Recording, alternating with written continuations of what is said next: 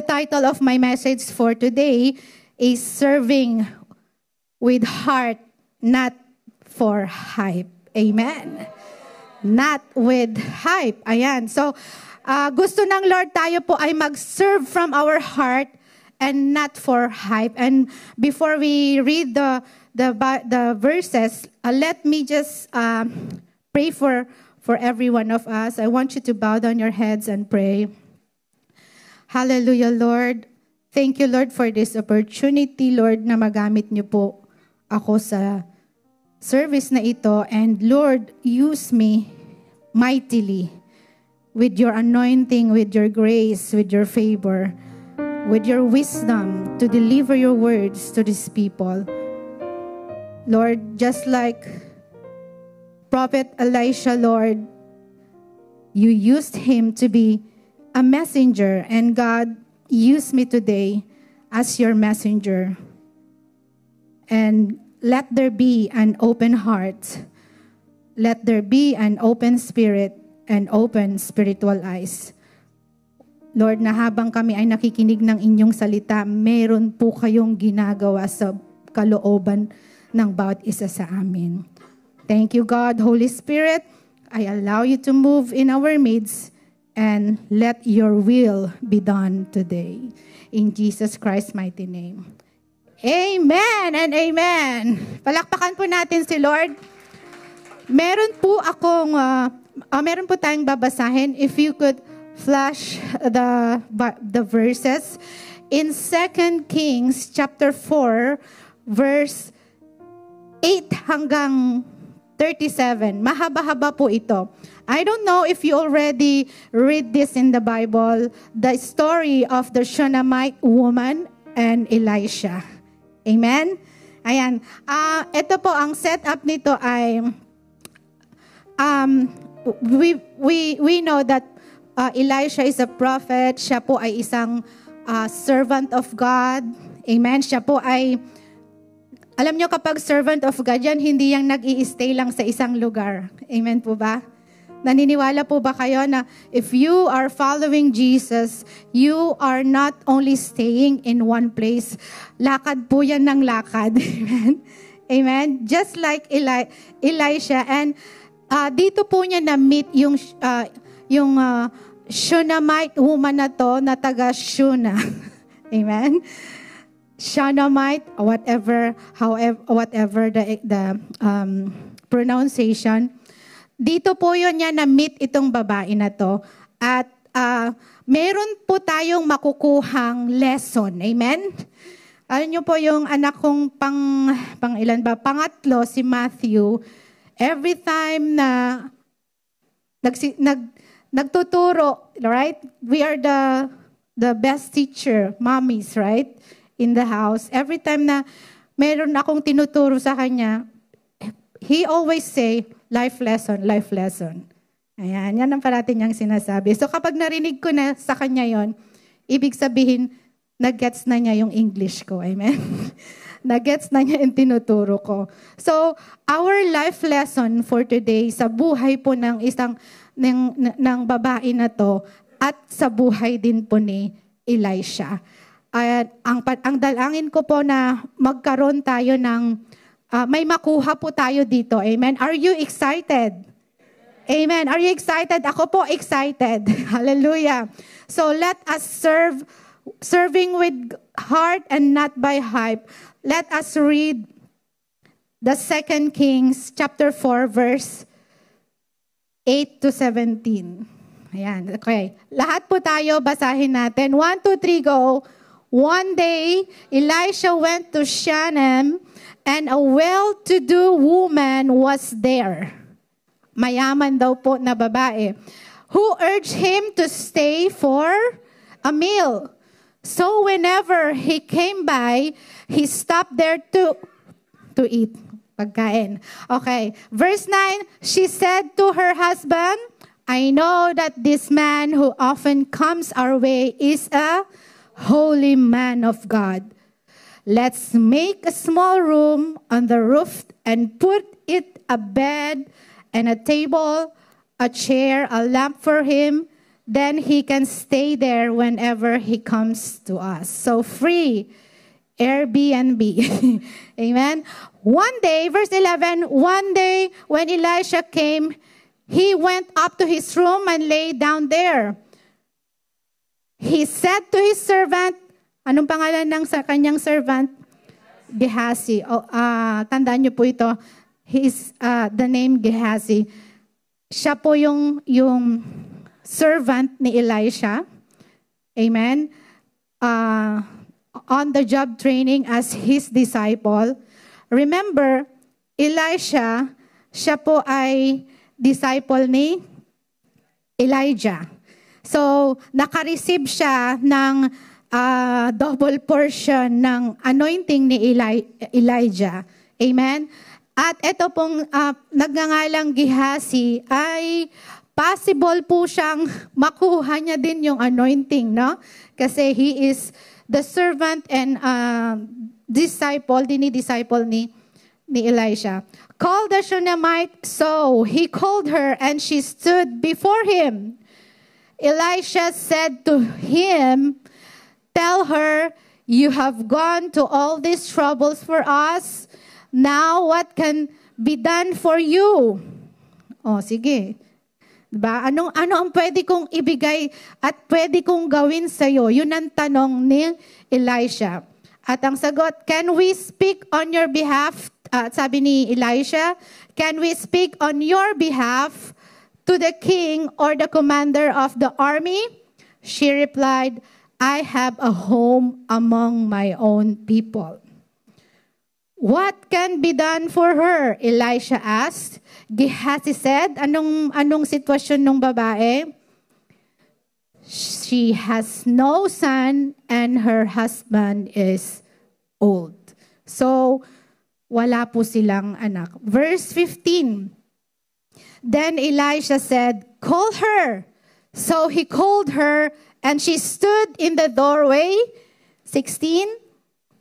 About this time next year, ayan, nagsalita na ng mensahe ng Lord etong si Elisha. At sabi niya, about this time next year, Elisha said, you will hold a son in your arms. Grabe, nakakatuwa, no? Hindi naman niya hiningi, pero binigyan siya. No, my Lord, ang sabi niya. She objected. Parang, please, man of God, don't mislead your servant. Huwag mo akong pinagloloko. Man of God, huwag kang magsalita ng ganyan. Amen? Parang hindi niya kayang paniwalaan. And then, verse 17, last verse, but the woman became pregnant, and the next year, about that same time, she gave birth to a son, just as Elisha had told her. Amen. God bless the reading of His Word. God's Word is so powerful. Amen. God's promises are true. Amen. Are yes and amen. Amen. Kapag meron kang na-receive na pangako ng Diyos, sino dito yung meron siyang pinanghahawakan sa heart niya at sinasabi niya, Lord, this is your word. I receive it in my heart and time will come. Amen? Amen? At mangyayari din yung pinangako ng Lord sa iyo. Bawat isa sa atin, mayroong kanya-kanya tayong pangakong pinanghahawakan sa Panginoon. And even sometimes, meron tayong mga hindi pa hinihingi, kaya ding ibigay ng Lord. Wow! How much more sa kanyang mga promises. Amen? So let us hold on to the promises of God in our lives while we are serving Him. Amen po ba? Amen. So when we say serving with heart and not for hype, ito po ang ibig sabihin nito, yung pagsaserve natin in every way. Not only in the church, but also in your home, no? Serving your family, your children, serving your husband, your parents, and serving the company that we are into. Amen? So, if we are talking about serving with or from our heart, ang ibig pong sabihin nito is, we will do it even without any return. Amen? Hindi tayo nagsaserve because we are expecting a return. I always appreciate all the workers in the church. No, nakakatuwa. Kasi volunteer naman tayo dito. I'm not receiving anything from the church or even you. Ay nagsaserve tayo. Parang parang second job mo to. Amen? But without any salary. Amen? So, why? Because we want to serve the Lord with all our hearts. That's the one meaning of us serving with our heart. Okay? We are doing it genuinely, and we are doing it with compassion. These words, genuine, compassions, are very helpful po for us para tayo makapagtuloy-tuloy sa ating pagsaserve sa Lord. You know what? I'm already, kung ako'y bibigyan ng Lord ng 85 years in this world, ako ay nasa kalahati na. Amen? At hindi po I never regret serving the Lord, na half of my life, I've been doing that ever since I received Him as my Lord and Savior when I was 18 years old. Amen. Up to now, I'm enjoying it. Merong sweldo, o wala, I'm still doing it because I want to serve Him from my heart. Amen? And why do we need to serve Him by our heart and not for hype? Alam nyo ngayon, unlike when I was in college, wala pa pong Facebook, no? Wala pang mga Instagram, ganyan. Ang meron lang po noon ay, wala.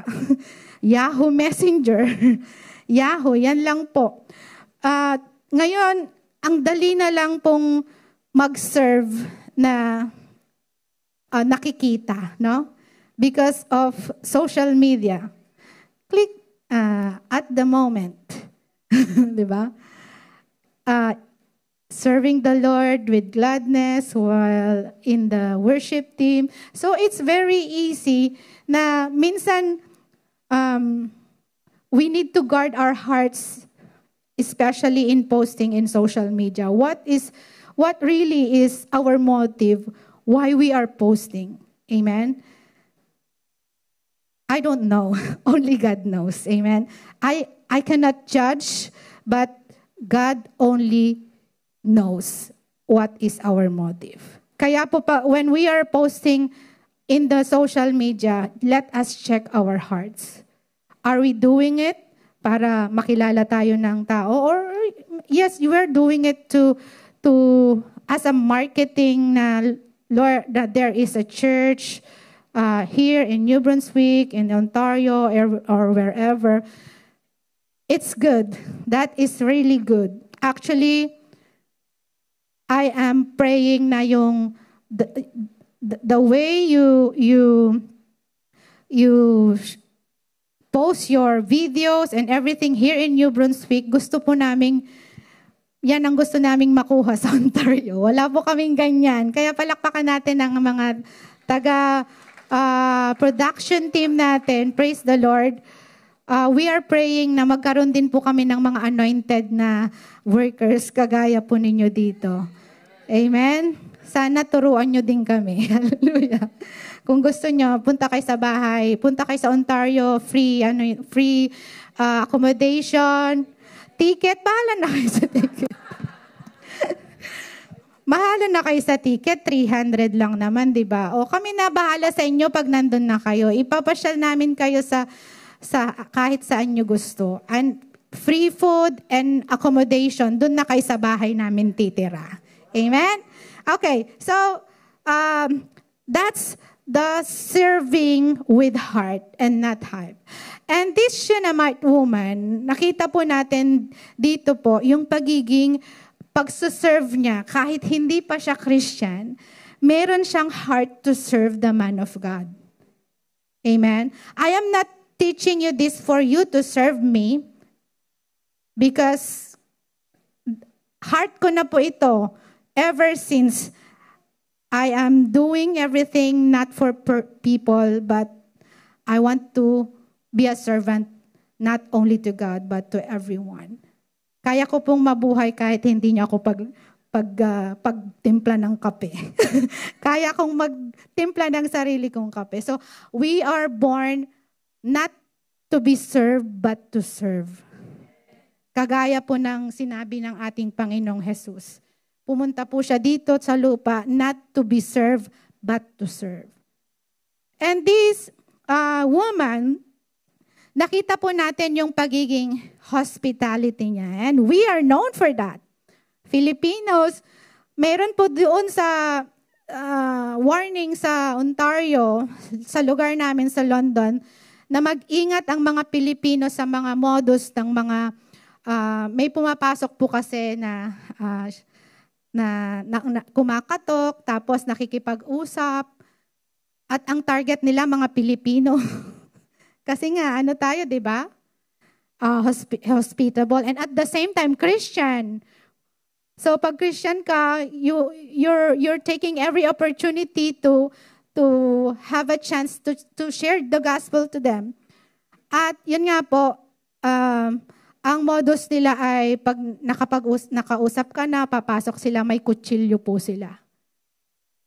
Amen?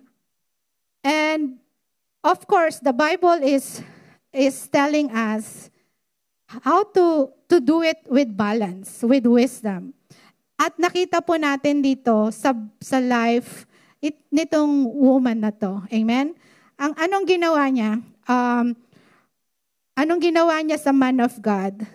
She showed generous hospitality. As in, generous talaga. Hindi niya tinipid, no? Kasi, basahin natin sa verse 8 hanggang 10, ang sabi po niya dito sa verse 8 hanggang 10, one day, Elisha went to Shunem and a well-to-do woman was there. When we say well-to-do woman, siya po ay mayaman. Okay? At I always admire those wealthy people who are so generous, and especially they know where they're putting their wealth are. Amen? Meron po akong kakilala na actually this person is a businesswoman and she helped a lot of people in the church. Workers or non-workers. Talagang naririnig ko na nag-help talaga siya. At ako mismo po ay naranasan ko yun kasi when we get married, siya po ay nagbigay sa amin ng wedding ring namin ni Pastor John. At she always tell this to those people na tinutulungan niya na huwag niyo nang sasabihin sa iba kung sino yung nagbigay. Kaya kami naman na nabigyan, kami na lang nag-uusap. Ay, binigay ito ni ano. Uy, grabe, hindi ko daw sasabihin. But, you know, her heart na gusto talaga niyang tumulong. And this woman, nakita natin dito that she's using her resources to bless people. Amen? Kaya sabi mo sa iyong katabi, gusto kang payamanin ni Lord. Don't just be contented of what we have. Amen? I'm not telling you na maging materialistic tayo, but pray. Amen? Pray that God will give you not 3 jobs. Don't pray for 3 jobs. Nakakapagod yon, my friend. Pray for 1 job that can sustain all your needs and may extra pa to bless other people. Amen. Because if we are this kind of person, I'm happy, I have food, I have money to pay for my mortgage and this and that. That's it for my kids. I'm okay, Lord. That's a selfish kind of prayer. Amen.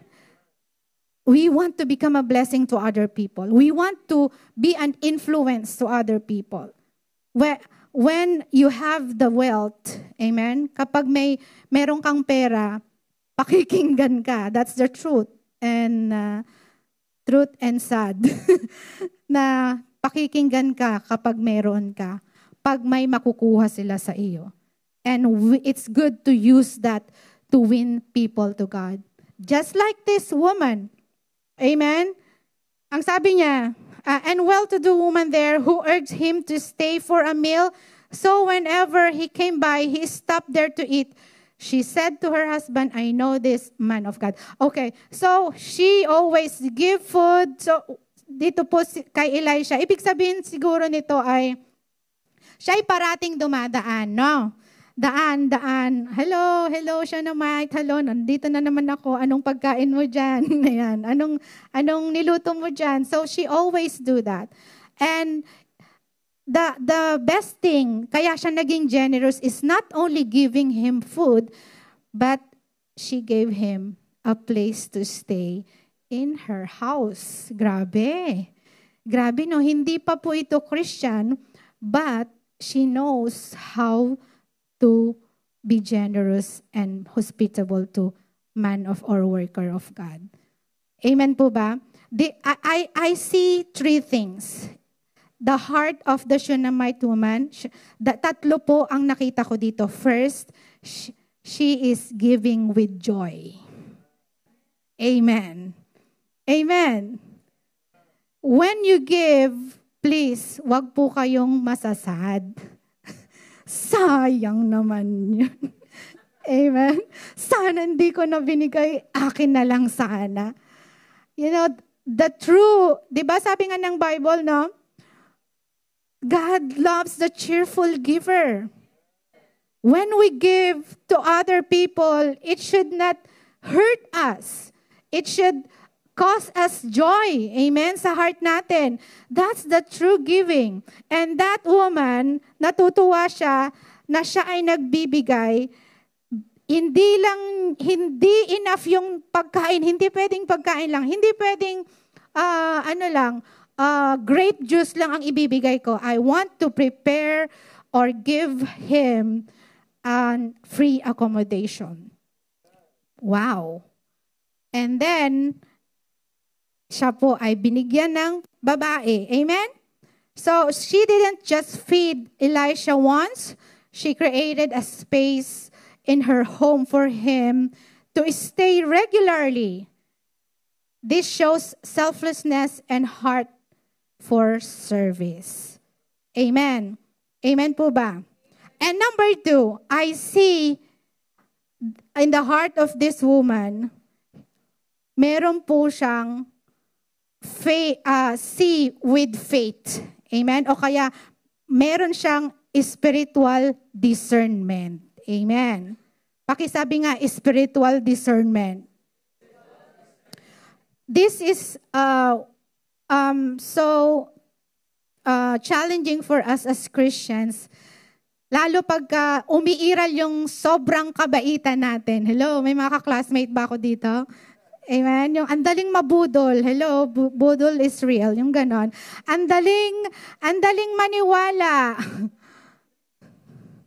Kasi nga, pure ang heart natin to help, to serve. But God is giving us the wisdom when to give hospitality or be generous. And this woman has this heart. Sabi niya, I know that this man is a holy man. Amen po ba? In verse 9, ang sabi niya dito, she said to her husband, I know that this man who often comes our way is a holy man of God. Amen. Gising pa po ba kayo? Sabi mo kasi yung katabi, huwag kang papabudol. warning. When we were in Dubai, meron din pong mga manloloko doon, but very few. Tama pa, Pastor Francis? Pero dito, nung nagpunta po kami ng Canada, grabe, to the highest level, mga ibang klase ang mga scammers dito, mga professional scammers, mga IT, sila, mga expert. Praise the Lord. Kaya mag-ingat tayo. Anong sign na scammer yon? Bibigyan ko kay isa. Yung ipupush ka to decide right away. That's a red flag. Kaya pag may makadil kayo, may kausap kayo, anything, kapag pinagdi-decide kayo agad-agad, kapatid, scam na yan. Amen? Bigyan nyo, di ba? Bakit hindi tayo bigyan ng chance para mag-isip? May scammer ba dito? May mga scammers ba dito? Okay? So let us have this kind of wisdom, just like this woman, no? Meron siyang discernment. May nakikita siya. Okay? She recognized Elisha as a man of God and honored him. She shows spiritual sensitivity. Ayan, that's the word. Spiritual sensitivity and reverence for God's work. Nakita niya po na yung taong ito ay merong magandang ginagawa para sa Diyos. Amen?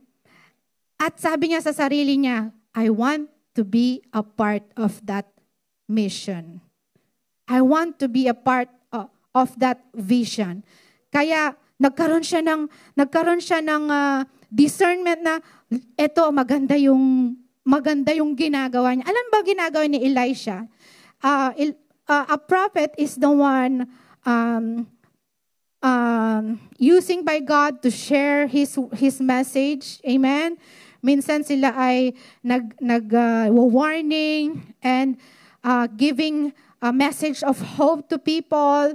And usually they are partners with kings. Amen. Kasi sila yung mga spiritual advisors ng mga king, how to handle the whole country na naaayon sa salita ng Diyos, naaayon sa kalooban ng Diyos. So that's the vision or the role of mission of a prophet.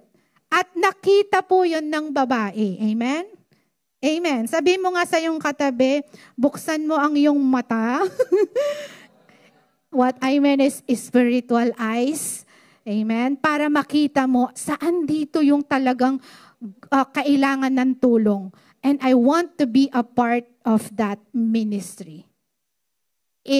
By your service, your time, your effort, and even your money. Amen. Let us discern like this woman. Are you learning po mga kapatid? Amen. I hope that God is talking to your heart, our hearts right now. The third one is, ayan. So, lastly, she wasn't asking for anything in return. She did it with pure motive. Bakit niya po ginawa yon? Kahit walang return, siya po ay nagbigay, tumulong, because she discerned it. She discerned it from her heart na yung gagawin niyang yon ay meron pong eternal value. Amen? Amen. At masarap naman po kasi pag tumulong ka na, hindi ka na nag-i-expect ng return. Mas masarap po yung kaysa yung, alam mo, may narinig po ako sabi niya, sige, tulungan natin sila para pagka pumunta din tayo doon sa lugar nila, ay tayo din ng mga ilangan, tutulungan din nila tayo. Which is good, which it's fine, pero 'di ba mas masarap yung tutulong ka, you will share whatever you have to other people without expecting any return. Why? Kasi pag hindi ka binalikan, baka sasama pa ang loob mo. Amen? Mas masarap tumulong na hindi naghihintay ng kapalit. Amen po ba? Amen. Seryoso po talagang mga nanay pag nagtuturo. Wala pong joke-joke. Seryoso lahat yan. Okay, number 3, trust God's reward. Amen? Faith rewarded po yung faith na ipinakita ng babaeng ito. Amen? Yung pagtitiwala niya sa Panginoon ay talaga namang ni-reward din ng Lord. Amen po ba? Amen. You know, when we are serving or giving something to a favor to other people, giving something, service to the church or to anybody, let us not expect something from people, from that person specifically. Amen? Amen. Kumbaga, gagawa tayo kahit hindi nare-recognize. Amen?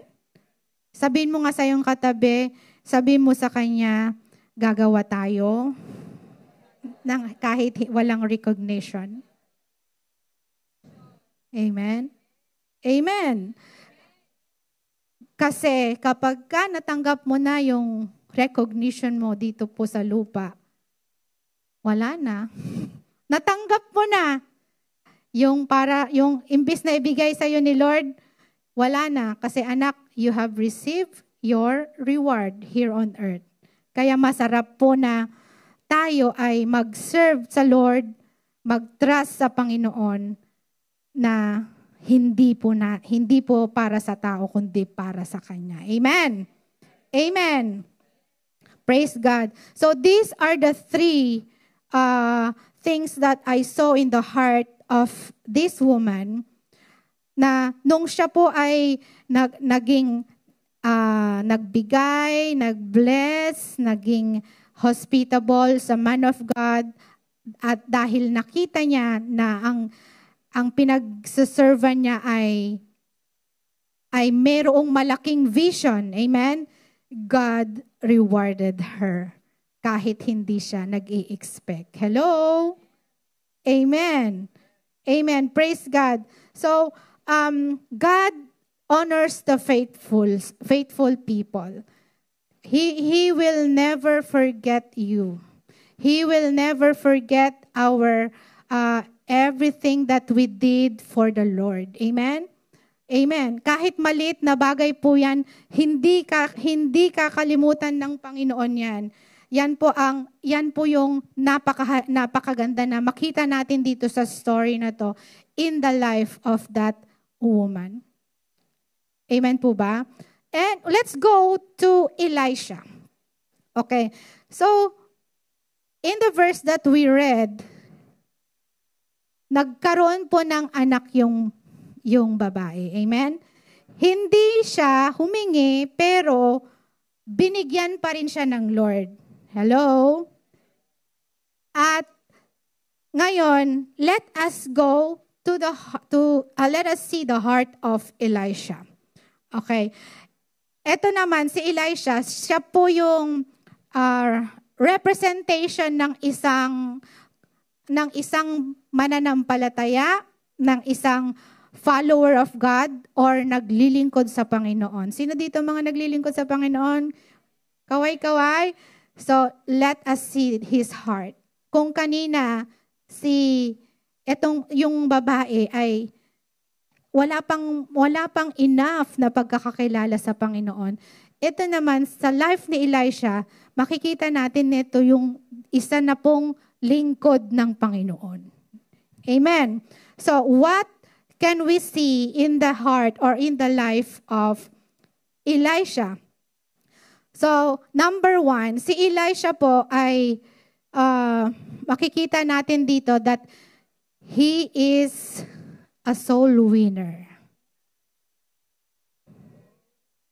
Amen. Soul winner. Kaya dumadami ang ang soul winner group. Kasi soul winner sila eh. Okay? So he is a soul winner. He win people. I've seen the power of a person na naglilingkod sa Panginoon, yung marunong mag-win ng tao. You know, in the ministry, kami po ni Pastor John, habang tumatagal po kami sa ministry, lalo pong madami din po kaming natututunan. And I praise God, when we left the church in Dubai, it's nasa more than 1,000 people na po ang ating member when we left there. And by the grace of God, siguro, yung umalis sa church natin with that number of people, you can count it by your fingers lang. 1, 2, 3, 4, 5. Praise God. Nag-uusap kami one time, sabi ko, if you are build, sabi niya, kung nagbi-build tayo ng church, kung ikaw nagbi-build ng kingdom ng Panginoon, napakahalaga na meron kang heart to win people. Amen? Winning a heart of a person is not all the time na you have to prove yourself right. Hindi ibig sabihin na you need na maging tama tayo sa lahat ng panahon. There are times that even if you are right, you still admit or say sorry to that person just to win them. You know what I mean? Po, nagigets niyo po yun? That winning people, it takes a lot of humility. Na talagang kahit na pikon ka na sa style niya, no? Naalalibaran ka na sa mga words niya or sa behavior niya. You know, a heart of Elisha is a heart who win the heart of people. Why? Bakit po? In verse 32, ang isang soul winner or ang isang tao na gustong magdala ng kaluluwa sa Panginoon ay dapat niyang makita ano yung kalalagayan ng taong kausap niya. Hello? Amen. We cannot bring that person to Jesus Christ if we really don't know the real situation, spiritual situation nila. They are dead. Hello? Hindi po sila buhay. Sila po ay patay. Amen po ba? Amen. Patay in the sense that they are, once we were dead because of our transgression, but praise the Lord, through Jesus Christ, we are alive right now. Amen po ba? And same goes, we must all see them na sila ay patay. Patay sa pananampalataya, patay ang pag-asa. Amen? These people are people who really needs God. Amen po ba? Yung bang, itong mga tao, pag may problema, the only solution that they know is to drink or to vape or to smoke because that's their stress reliever. Amen? Or ano pa, yung mga taong ito ay walang pag-asa. Amen po ba? Kawawa sila. Amen po ba? That's why as a follower of Jesus Christ, we really need to see the real situation of these people. That's the only time you will have the courage to bring them to God. And the next of that, in connection to that is the word compassion. Can we say compassion? Nung nakita sa verse 32, ang sabi po niya dito, sa verse 32, I just want to read this.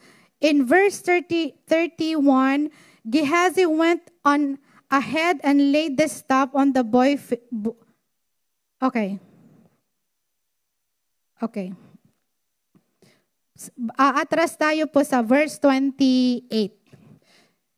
Did I ask you for a son, my Lord? She said. Didn't I tell you, don't raise my hopes? Elisha said to Gehazi, tuck your cloak into your belt, take my staff in your hand and run. Don't greet anyone you meet, and anyone you greet, do not answer. Lay my staff on the boy's face. Amen. But the verse 30, but the child's mother said, as surely as the Lord lives, as you live, I will not live. Gehazi went on ahead and laid the staff on the boy's face, but there was no sound or response. So Gehazi went back and met Elijah and told him, the boy has not awakened. Patay. Patay yung bata. Amen. The boy is dead. And then, binalita ito kay Elisha. Anong ginawa po ni Elisha? Siya po ay pumunta. Pinuntahan niya yung bata. Gehazi here speaks those people na dinidisciple natin. Alam niyo yon, pinagkatiwalaan ni Elisha yung kanyang servant. Sabi niya, punta ka, ipatong mo lang yung stuff sa face niya para siya mabuhay. But you know, nothing happens. Patay pa rin yung bata. The difference between Gehazi and Elisha, si Elisha po ay nakita natin meron talaga siyang compassion. Why? Ito, you know what? Dito natin makikita kapag tayo naglilingkod sa Lord, the effectiveness kung ito po ay merong compassion sa heart natin. Hello? We can do all the service to God, to the ministry without compassion, and then makikita mo na lang at the end of the day, walang result yung ginagawa natin. But if we have this compassion, just like the Good Samaritan, do you still remember that? The Good Samaritan, grabe no? Hindi niya kilala. He helped that stranger. Not only help na ginamot niya, first aid kit, blah, blah, blah, betadine, everything, and then dinala pa niya po sa hotel, no? Binigyan pa niya ng proper place to rest. And then sabi niya, if kulang pa yung babalikan kita, ilista mo, babalikan kita, babayaran kita. Sabi niya sa attendant doon sa hotel. Ganon siya ka-compassionate doon sa tao. Hindi naman niya kaano-ano. Right? That's the power of being compassion. When Elisha went to the boy, kasi yung kanyang servant ay kulang pa sa anointing, hallelujah, amen? Siya ngayon ang pumunta. I just want to read this. Compassion is the key. Pakisabi nga po, compassion is the key. Madaling gumawa because sinabi ni pastora. Sinabi ni cell leader ganito, ganyan. You know what? You can say that you are growing in your faith to God kapag kahit hindi sinabi sa'yo, ay gagawin mo na. Ibig sabihin, you have the initiative, you have the compassion that you are not doing your devotion because they are telling you to do it, you are doing it because you know that it will help you. You have the passion to know God's word in your life. Amen. And experience Him through your devotions. Hello? And Elisha, alam niyo po ang ginawa niya? Compassion is the key so that the Holy Spirit will move in our lives, and to those people, we are winning. Amen. Amen. So, ano pong ginawa ni Elisha? He prayed. Amen. Sabi mo sa iyong katabi, huwag mong kalilimutang manalangin. And the prayer that I'm telling you right now is not the prayer sa 5 o'clock sa Saturday morning. Anong tawag niyo doon? Don't watch. That's not the prayer I am talking about. In verse 33, ang sabi po dito sa verse 33. Okay, verse 32 muna. When Elisha reached the house, there was the boy lying dead on his couch. Coach. Okay, trendy. He went, antong ginawa niya, verse 33, he went in, shut the door, and the two of them, and prayed to the Lord. Hallelujah. Anong klaseng prayer ito? Private prayer. The power, he knows the power of private prayer. Kasi alam niyo, pag nag-pray tayo, doon sa isang lugar na walang nakakita kundi si Lord, that's the real prayer. Yun yung totoong panalangin. Hindi yung nananalangin tayo. Yes, I'm not against that, with that, yung corporate prayer. There is a power also in corporate prayer. But another, to the next level, ang private prayer. Sabi mo sa iyong katabi, nakakabuhay ang private prayer mo. Amen? Amen? Merong patay sa iyong sitwasyon, sa buhay mo, sa family mo, sa trabaho mo, or even in yung service mo sa Panginoon. Lord, parang walang patay lahat, hindi nagiging fruitful. Anong kailangan? Private prayer. Go to your room, lock your room. Kaya mo muna mga labahin, mga linisin dyan. Amen. And pray earnestly. And God hears the prayer of Elisha. Amen. Miracle happens when we pray privately with all our hearts. Hello? Hello. So there was a resurrection happen at that moment. Amen po ba? Ano pong tawag doon? Kasi ang sabi niya, okay, ang ginawa niya, pinatungan niya mouth to mouth. Tapos, ginamit niya yung body heat. Hello? Resuscitation through body heat. Hallelujah. No? Nagkaroon ng life. Kaya nga, kapag tayo talagang may heat, hallelujah, meron tayong compassion, may fire tayo, kapag nilalapitan mo yung isang tao, nagkakaroon ng buhay, ng kulay ang kanyang buhay. Amen. That should be our identity. Nakilala tayo na kapag kumausap sa isang tao, pag naghiwalay kayo, yung tao na yon ay na-lift up, hindi na down. Amen? Amen? I don't know, but I believe that that is something that God is giving to His people, and we need to practice so that we can master that kind of dating ba? Yeah, yung dating mo.